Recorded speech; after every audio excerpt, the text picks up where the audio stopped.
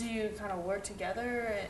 Be very kind of paired up with the transportation issue? I have sometimes. I've paired up with, I usually try to find somebody who's not a direct competitor. For instance, British or Australian journalists, I go out, or French or Italian, I go out with them a lot. And usually you can share expenses, and if someone has a car, you can share the car. If they have an interpreter, you can share that. So that makes sense, and I've done that from time to time. And sometimes with American journalists, but then you tend to be in more of a competitive situation, so that doesn't happen as often.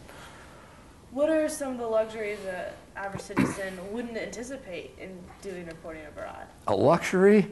Well, let me say this again. Is housing? Are you in the same spot every time? Is food pretty? Those general things that we take for granted. That must be. Yeah, in a place like Libya, it's catch as catch can. In Benghazi, things were open and functioning, and you could go to, basic restaurants and get basic food. But when you're out, you bring your own food, and there's no toilet facilities, no electricity. You make do. In a place like Afghanistan, if you're in Kabul, it's a modern city, somewhat. And usually the electricity's on, though it comes and goes. I've stayed at their guest houses have sprung up where they were in a courtyard. It's a private person who just sets up a compound with different houses and different rooms, and they'll set up Wi-Fi, and there'll be guards out front, and there'll be a security barrier. So it's reasonably comfortable. You'll have Wi-Fi. There's satellite TV, so you're connected. They have generators for when the electricity goes out. So while you're in a place like Kabul, you're pretty well plugged in. When you go out, that's the problem. You have to take everything with you. There's no electricity, there's no water. You have to take everything. You usually sleep on the ground. If you're going out with soldiers, with the military, you'll go out on patrols, and they'll stay out a night or two, and you have to bring all your gear with you. They provide the water and the food, luckily, the MREs, the meals ready to eat, these little packages. In a place like Iraq, when I was there, in Baghdad, again, it's even a more modern city than Kabul, and there's stores and restaurants and grocery stores, and we had a house that had generators for when the electricity went out, had Wi-Fi, food. There was a cook there, so it's reasonable if you're in like the capital, but once you get out, it's a totally different situation. Has your family ever come to see any of these locations? Or how does that impact you spending so much time away? When I was in Beirut for 2 years, my wife and an infant daughter was there, and that was really hard for them, but they were living with me for a year. And then this was when Hezbollah was on the rise, and they started assassinating Americans. They assassinated the president of American University of Beirut, which was right down the hill from where we lived. And I decided it was too dangerous, so I got my wife and daughter out. When we were in Kenya, they lived with me, and that was a beautiful place to live. And I had 2 little girls, and they were in school, and my wife stayed home. She couldn't work because you needed a work permit, but she stayed home and took care of the kids. But I was traveling a lot, and that was very hard on her. She was there alone, and crime was really bad, and there was a really bad break-in one night where a gang with clubs and knives tried to break into the house, and they didn't get in, but it was really close.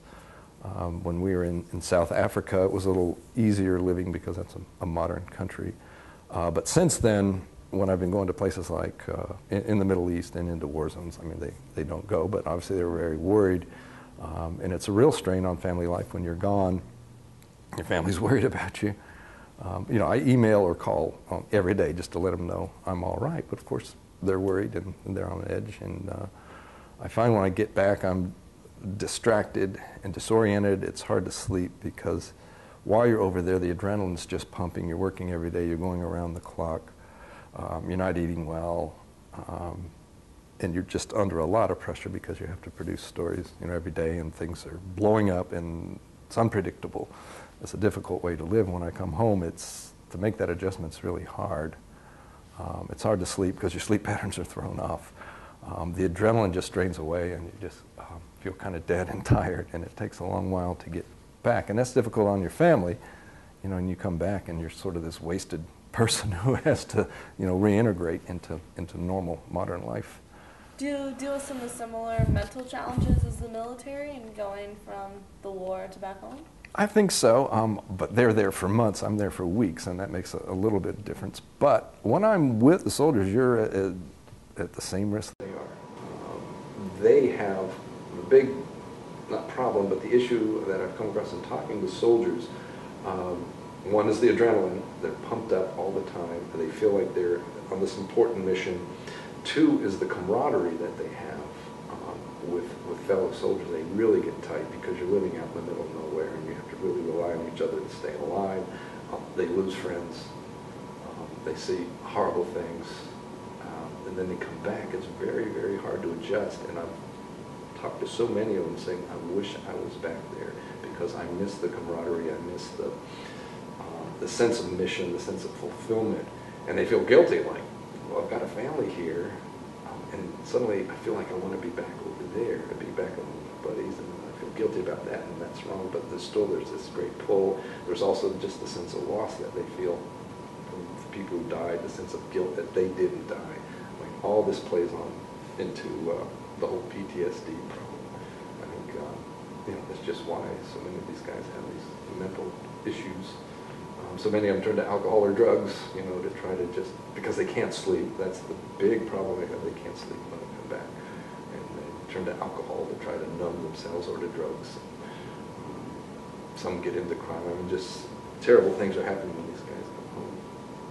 And I think, I feel a little bit of that, but I'm not there for the extended periods, and I don't build those kind of bonds that they're building. But, I miss it when I come home. You miss the excitement and the adrenaline.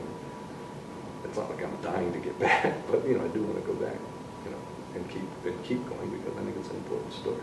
Well, what's the future for you? I hope I can keep going back overseas from time to time, and keeping up with these stories. I mean, new stories will emerge. I have no idea what they are, but I'm hoping I'll be there to cover them, because I like being, a part of history, covering history, being in the middle of things, and trying to explain complicated situations. It's a real challenge, but it's an exciting thing to do. Can you give a little preview of your upcoming trip? A couple weeks I'll be going back to Afghanistan, and I want to focus a lot on the Afghan Army and police, because that's ostensibly the reason we are there, is to build them up so that they can take over, so that we can get out. And as we know, we're getting out in 2014. I don't think the military and the police are ready to work on their own, and so I want to go out there and do stories, talking to the Americans, talking to the Afghans, and just getting a feel of that situation. The other kind of stories I want to do is to see how soldiers feel now when they know they're leaving. They've really cut back on combat patrols. I just want to ask them, well, why are you here, and what are you doing? I mean, are you just counting the days so you can leave? I just wonder about their sense of purpose now, since there is an end date. They know they're getting out. The Taliban's as strong as they were 10 years ago or 11 years ago when we got there. I just want to get their sense of frustration, or what it's like to try to be in a war like that has no end, that has no clear victory. I mean, what is the definition of victory? We haven't even figured out what that is. And what they do every day, and do they still feel it's worth risking their lives for this ambivalent goal that we have of basically, getting the Army ready so that we can leave. Yeah. Wow. I'm really excited to follow the stories. Those are a lot of questions that I've had similar. Yeah, I think a lot of people have those questions. I'm trying to answer them. Well, awesome. Well, thank you so much for your time, and I really appreciate all your insight. Okay, well, thanks.